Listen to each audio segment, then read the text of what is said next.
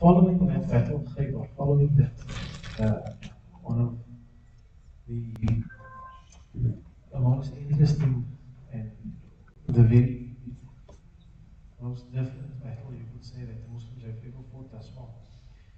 Because all the other battles were fought in defense. The Muslims were attacked. The Battle of Khaybar was the first battle where the Muslims initiated, where the Prophet ﷺ sought to strike first. So now that is all happening soon after the Treaty of Hudaybiyah, which was, signed in the sixth year after the Hijrah. The battle was fought in the 7th year after the Hijrah. And now, less than 2 years, one might even say, this Treaty of Hudaybiyah was violated, was broken by the Quraysh. You must remember, one of the conditions of this treaty was that the Muslims and the Quraysh, they would not fight, engage in any warfare, any conflict for a period of 10 years. Not even 5 years is possible. And Quraysh is already breaking that treaty. So this is how it began. Another one of the conditions for the treaty between the Muslims and Quraysh was that whoever decides that they're going to join and support Muhammad sallallahu alaihi wasallam and the Muslims and enter into some sort of agreement with the Muslims, they can do that. They are free to do so. No one's going to stop them. There's nothing wrong with that. And likewise for Quraysh, whoever decides to join Quraysh, enter into an agreement or contract or whatever with Quraysh, they can do that, no problem.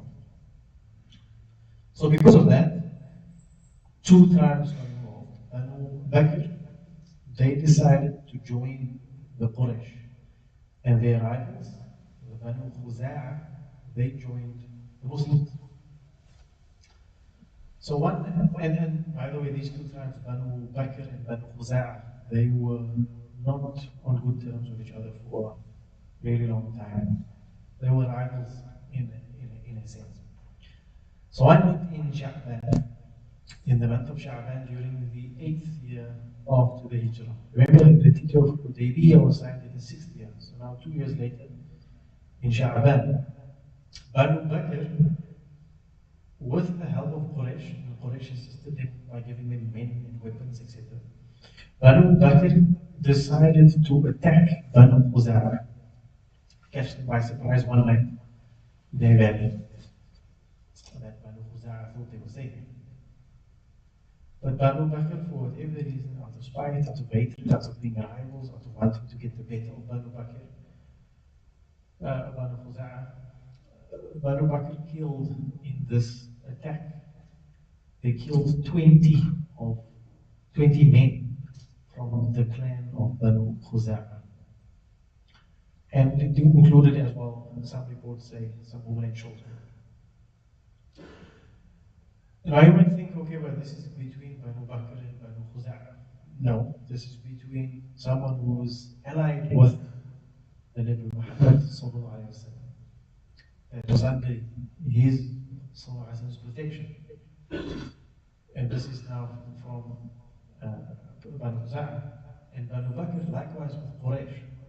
2 representatives, 2 affiliate groups for Muslims and Quraysh. Right? Where one attacked and killed the other. Because in essence, this meant that Quraysh and their allies broke that treaty that they had with the Muslims and their allies. That 10-year clause of no war, no fighting was broken.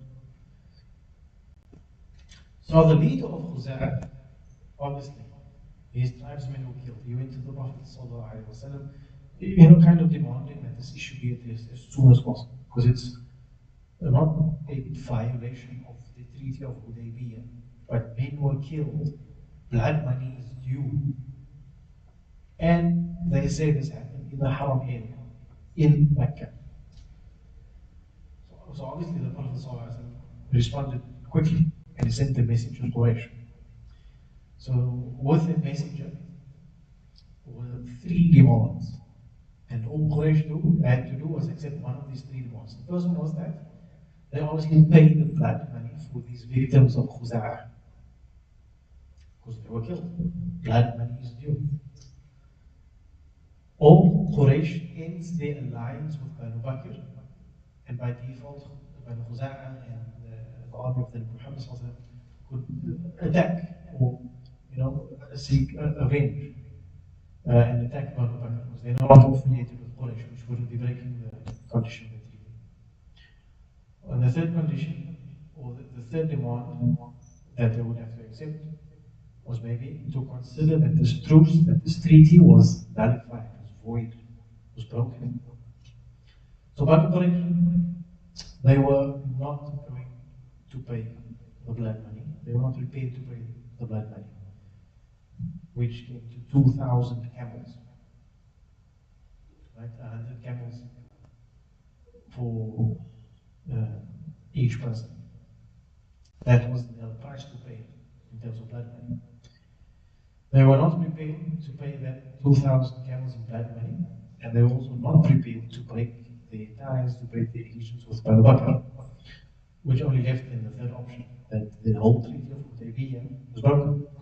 So after realizing, what a mistake, after they realized how serious the situation was, they called for an emergency meeting amongst themselves, that is Quraysh, and they decided to send Abu Sufyan to Medina to try to negotiate a new treaty with the Prophet. So Abu Sufyan, he goes to Medina. He goes first to the house of his daughter, Habiba, who was one of the wives of the Prophet, and he asked her to speak on his behalf to the Prophet. She refused. So when the Prophet heard of that, he also outrightly refused to speak to Abu Sufyan. Then Abu Sufyan went to Sayyidina Abu Bakr. Abu Bakr refused to speak to him. Then he went to Sayyidina Umar. Sayyidina Umar refused to speak to him. And then he went to Sayyidina Ali. Sayyidina Ali refused to speak to him. Because they all, and these Sahaba, they all told him, if the Prophet himself does not wish to speak to you,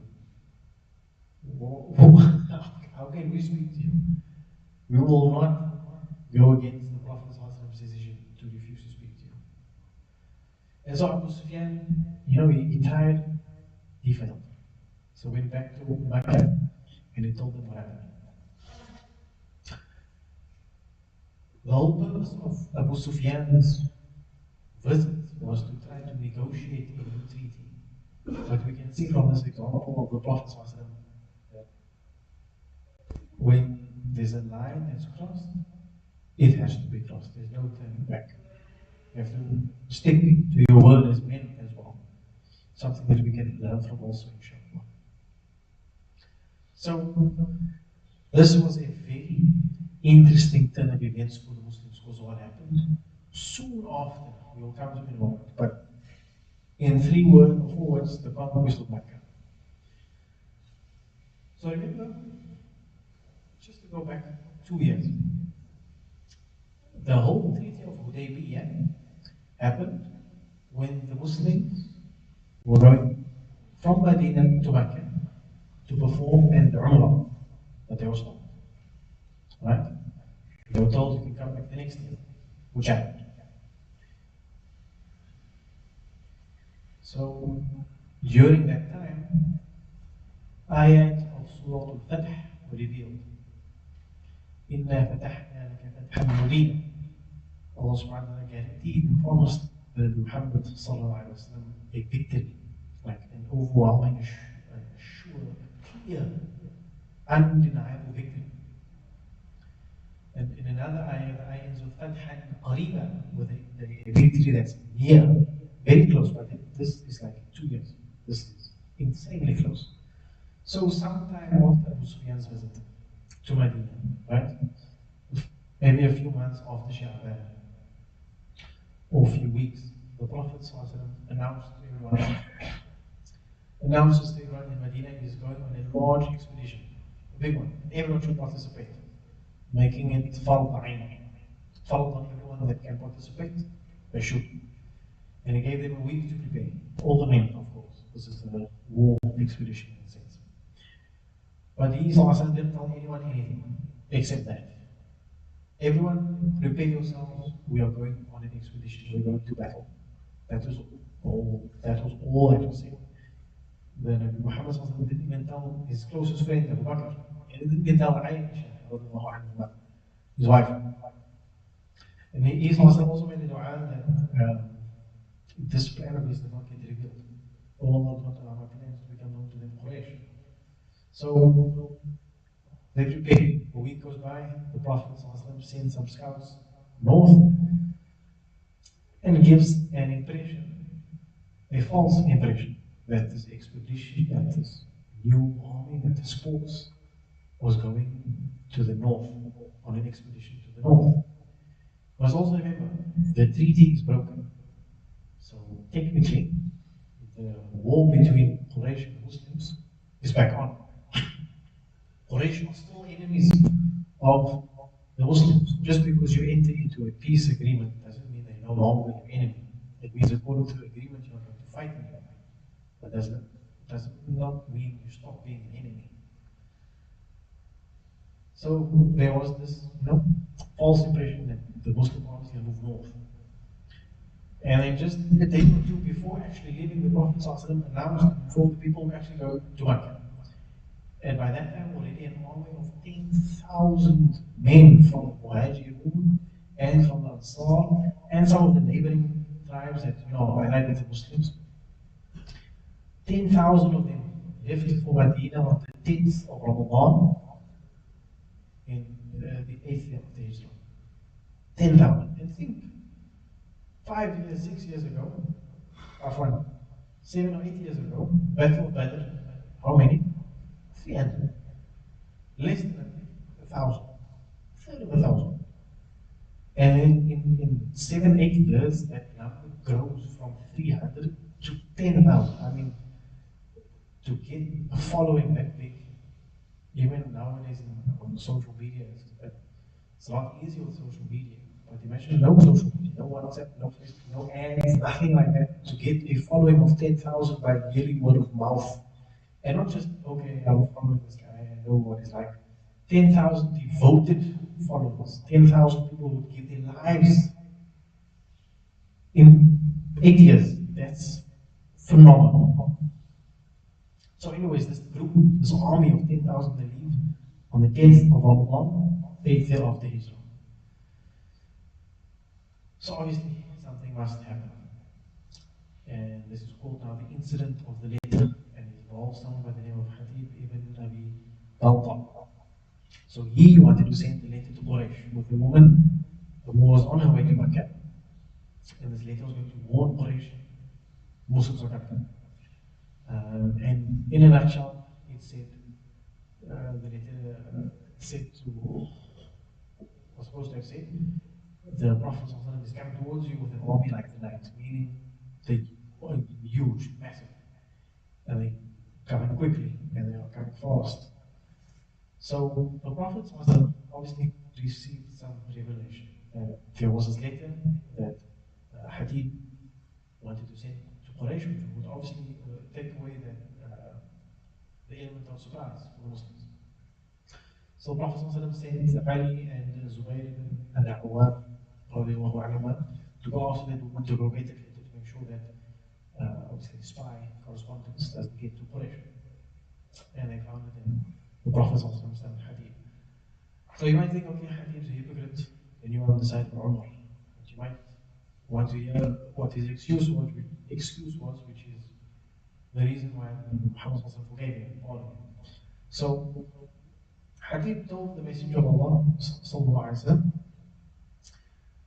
I'm not forsaking Iman, I'm not forsaking my belief in Allah, I'm not forsaking you, Ya Rasulullah. I'm not leaving my faith, nothing. I'm not preferring kufr, nothing. That's not the case. He just wanted to establish favor with Quraysh so that his family is protected. Because him and his family, they don't have anyone, no one, no connection or nothing in Mecca.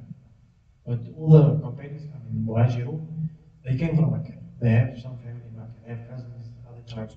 With Hatib and his family, they have no one. So he did it to try to protect himself, his family, and the Prophet.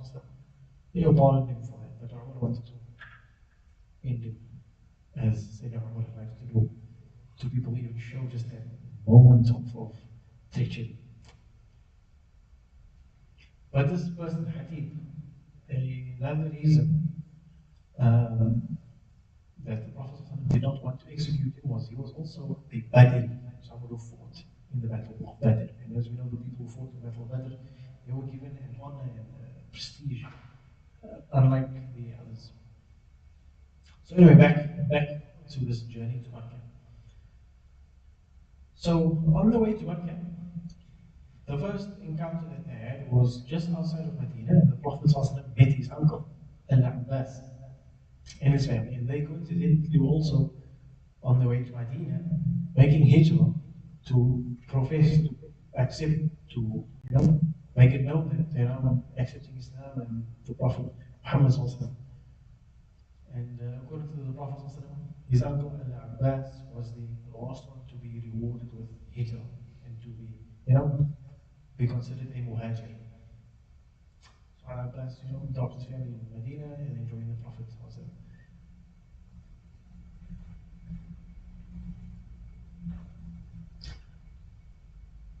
And so the Muslims arrived on the outskirts of Mecca on the 19th of Ramadan.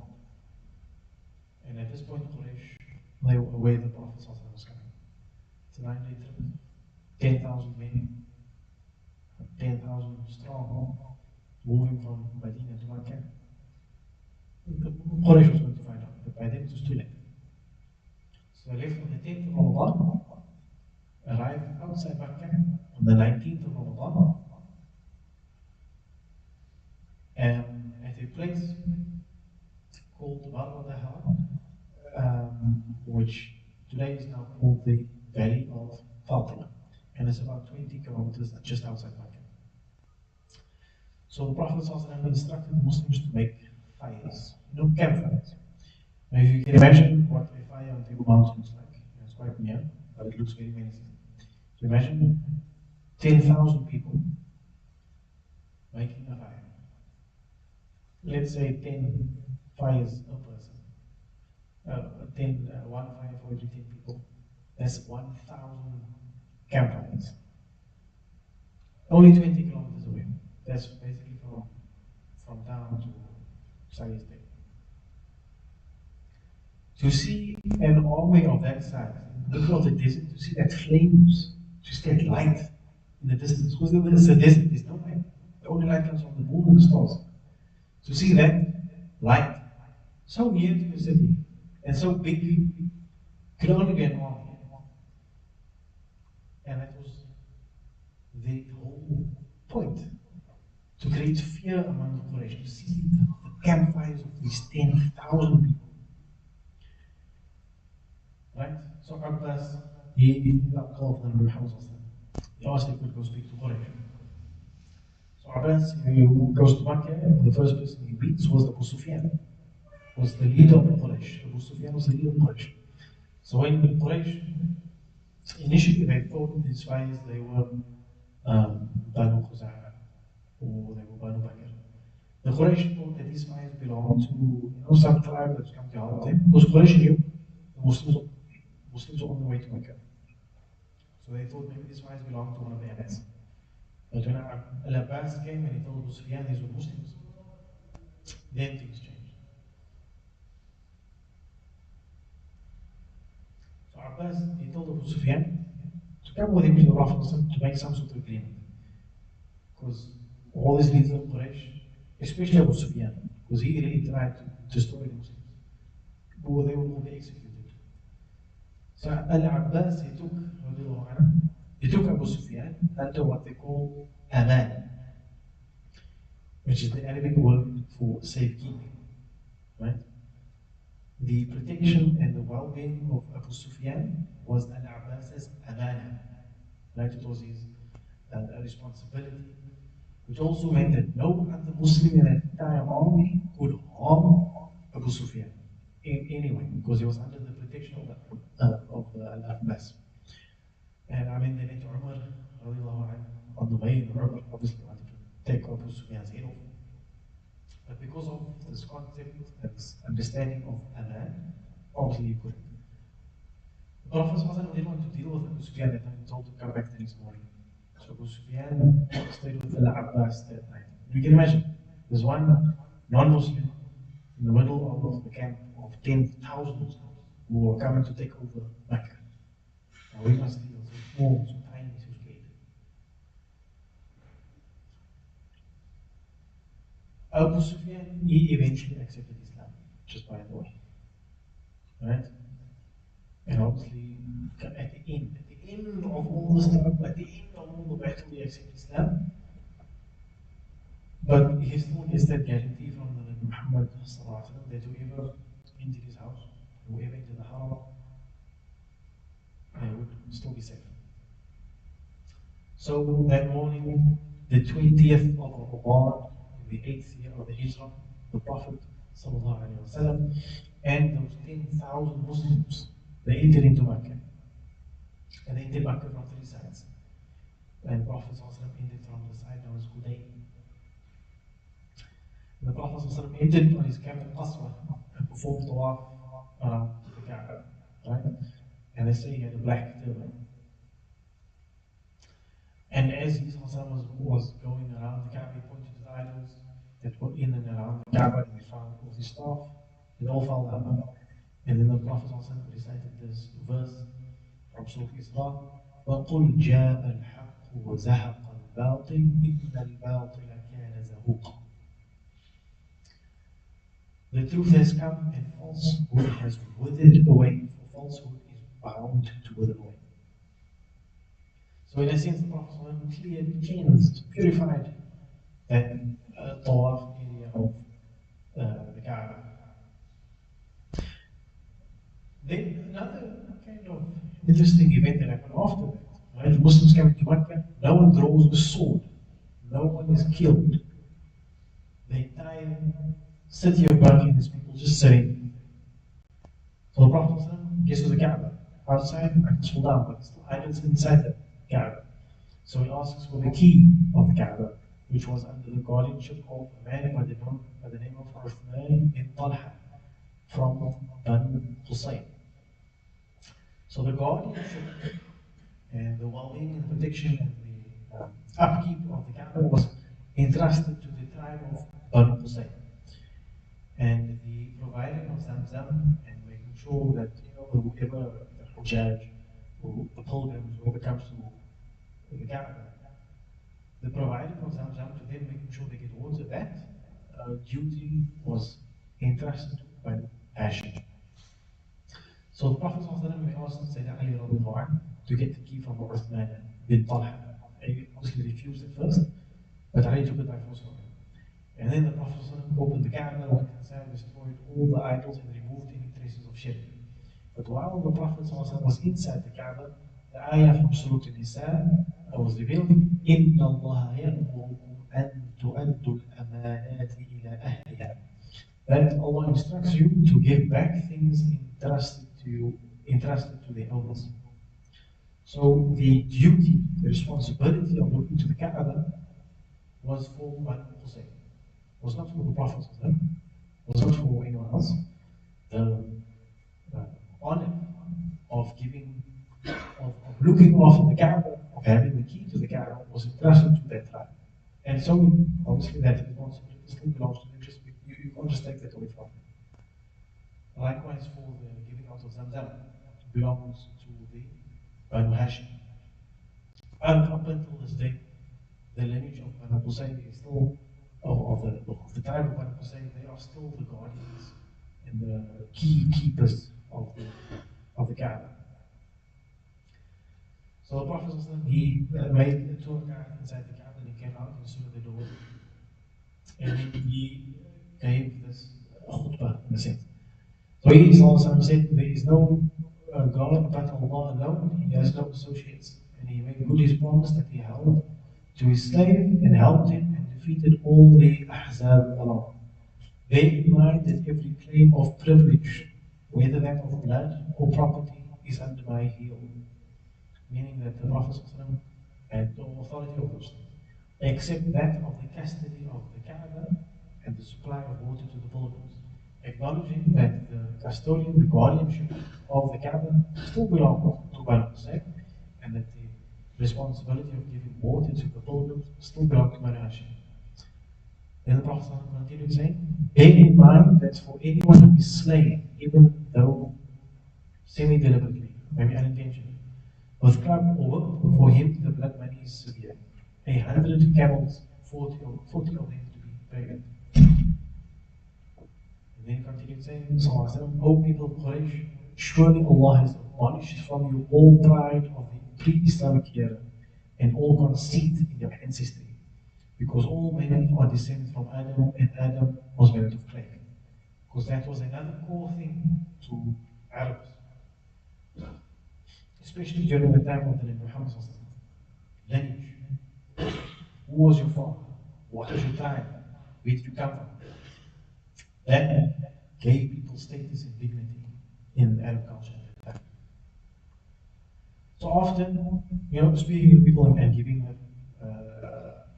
us there is the Prophet recited this verse from Surah Al-Hujurat, which we very familiar with, when Allah subhanahu wa ta'ala says, Ya ayyuhan nas, O people, inna khalaqnakum min dhakarin wa untha, we created you from male and female, وَجَعَلْنَاكُمْ شُعُوبًا وَقَبَائِلَ لِتَعَارَفُوا, and we made you into races and tribes, so that you may get to know one another, be familiar with each other.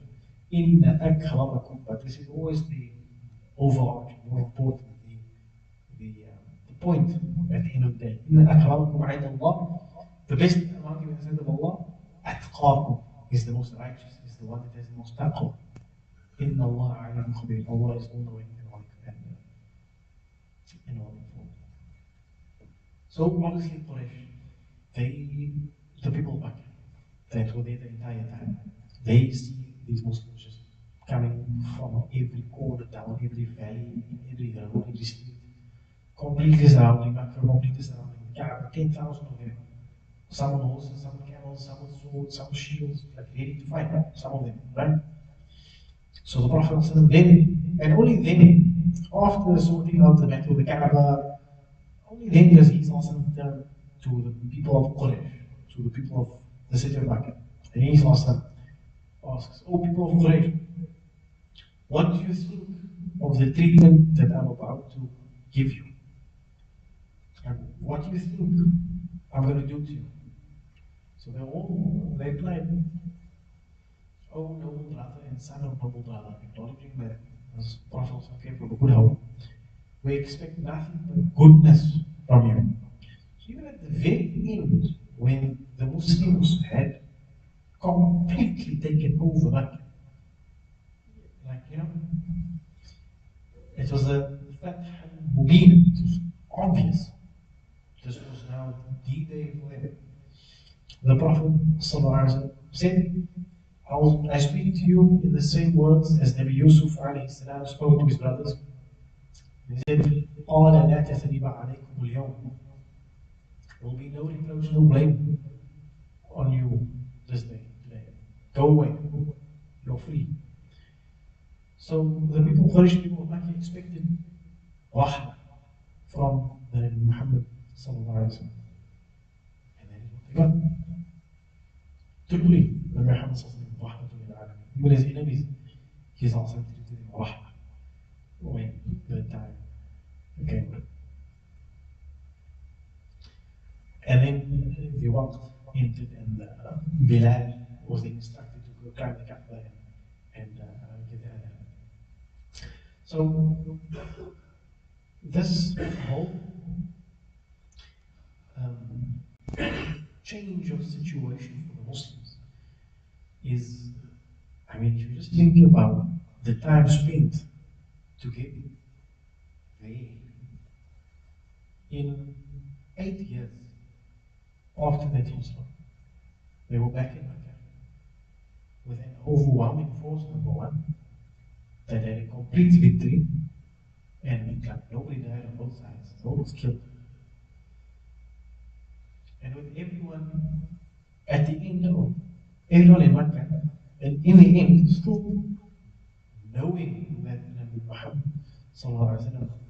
is going to treat them well, even though they were fighting against him for years.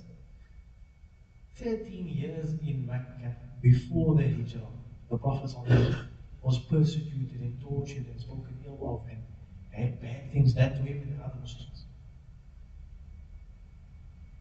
And then 8 years after they moved away from all of that, the Prophet forgives them. No grudges are being held, no animosity is kept. And for us, I think that's an important lesson as well. That if someone does us wrong, by every means necessary, that is halal, we have a haqq, a right that we can claim. But at times, which I would maybe think this is a word for my generation, there are times where not taking your right is better. There are times not claiming what is owed to you is better. Not in the sense that you shouldn't, or that it's bad if you do, but in terms of your character and your personality as a person and the longevity of your relationship with whoever or whatever that may be. Because too often people, particularly from the younger generations, are quick to claim something that is owed to them. Hey, oh, you owe me money, or oh, you gave me a lift, or I bought you lunch yesterday, now you must buy me lunch today. Something as small as that. And days gone by, I was introduced to this concept of parcela that we have here in Cape Town, that used to exist, particularly in Buka. It's not exactly the same as what I'm saying, but I would like to think it's related. That people do things for the sake of goodness, and for the sake of sharing, and for the sake of love, and for the sake of other than themselves. For the sake of genuinely helping someone, or honoring someone, or just wanting to give of the barakah and of the bounty of the ni'mah that they have with others. Not because they're wanting to get something back in return or expecting something in return, which is often the case with, I feel, those close to my age. Because I've done this, I now can't get that. Or because you did this, so now I can do that. Too often, these attachments to the dunya things are holding people back from becoming decent people. And too often, these attachments to the dunya make people blind of how you actually get to the akhirah. Not through the dunya. You don't get to the akhirah through the dunya. You get to the akhirah by doing stuff, actions that are for the akhirah. Salah is for the akhirah, dua is for the akhirah. Giving zakah, giving sadaqah, doing hajj, making siyam, treating people well, with respect. All of those things lead us to the akhirah. So looking at this, just one point of this entire story from the Seerah. There's one point about that Muhammad forgave an entire city who wanted him dead. And that, speaks volumes of just the well-natured and merciful character of Muhammad sallallahu alaihi wasallam.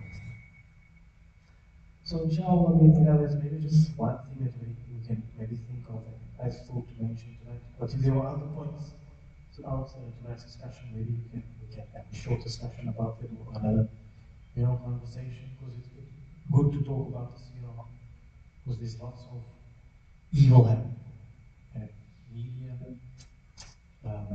like to focus on the bad and perpetuate the bad stories. So this person was killed, that person was killed, these things happen, this person was shot, that was murdered. All of these stories follow the media, Instagram pages, Facebook posts, everything. And like looking for that gems of humanity, gets lost amongst all that chaos that can happen. Particularly in our own lives. Sometimes we have families that also troubled. You forget the good that has happened and then the good that does that. So maybe this is me just was not reaching out for something that's been missing for a while, especially over this last year. We're not forgetting and denying what has happened in Palestine. That's an outright wrong, completely undeniable. We should fight against it wholeheartedly, whatever we can. But fighting against an enemy does not mean the hatred that we have against him should consume us from loving and still being good at the same time. But that is just my thoughts, inshallah. So if there's a question or first point.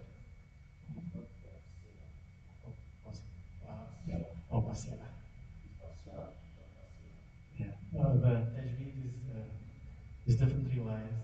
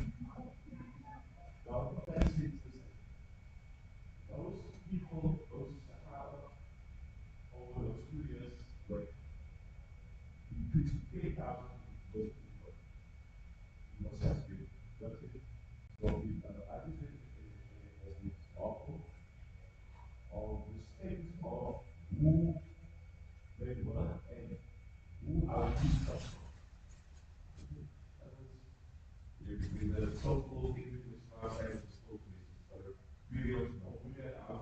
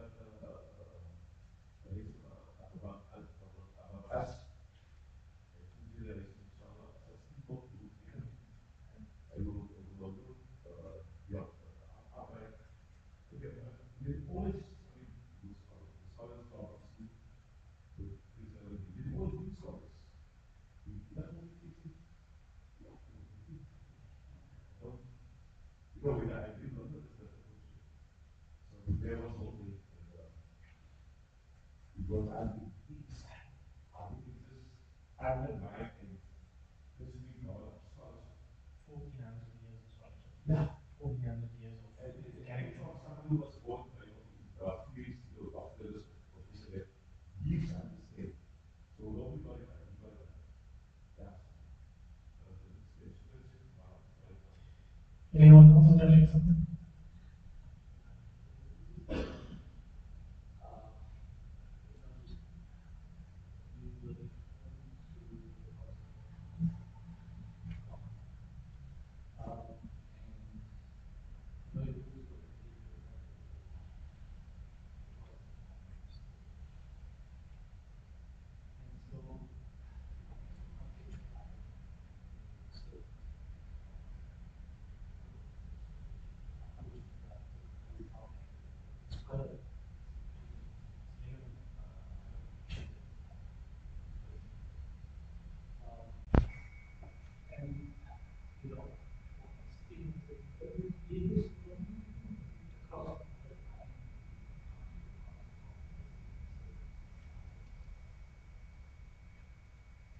In my opinion, I would say no. No. No. Opinion, I would say no. Because the crossing of the line of Quraysh breaking that treaty, that line of initiating war was crossed. So now the consequences of that have to follow. So now the rules have changed. The circumstances are completely different. If you are willing to kill, I'm not going to be willing to be killed. I'm not going to lay my head down for you to step on it. I'm going to find you back.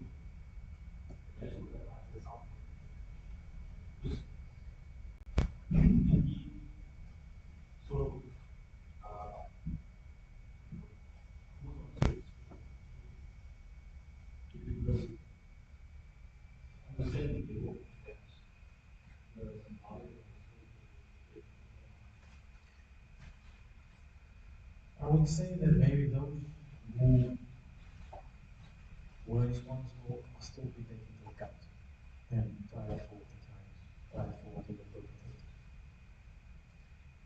And if they are willing to do that and maybe accept the surrender case, we won't give you punishment beyond what is due. In that is a messiah. If you are only due 100 lashes, we're not going to give you 101 because it would be not much. So to that extent, I would still say those that are responsible still be held to account, undoubtedly. But those who surrendered and whose role was nothing at all or extremely small, where there is that room for forgiveness, and it's apparent that there is remorse. It's apparent that they have surrendered. Because that's what happened in Makkah. Makkah surrendered completely. No one fought back against the Muslims. So to forgive them was standing because there was no sense or any feel or what's going on of someone wanting to find that.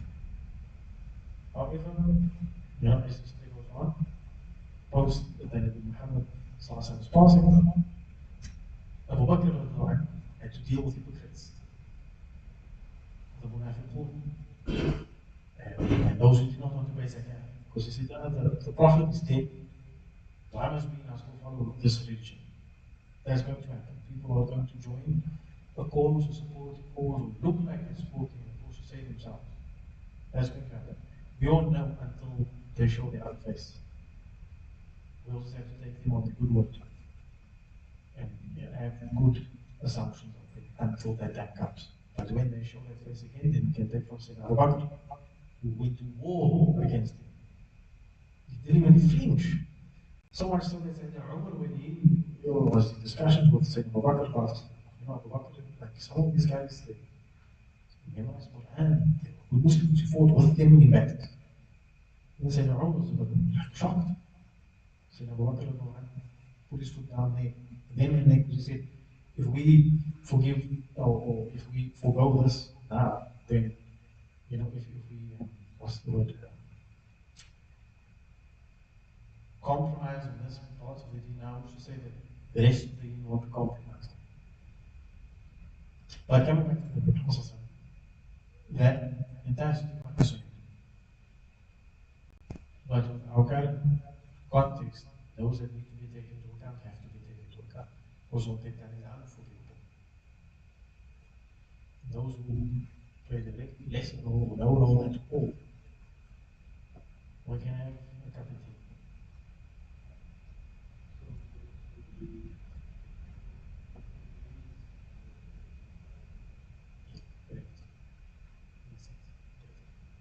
Inshallah.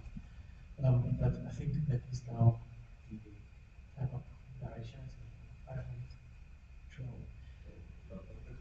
Jazakallah khair for everyone coming out tonight. I know the wind is a bit harsh outside.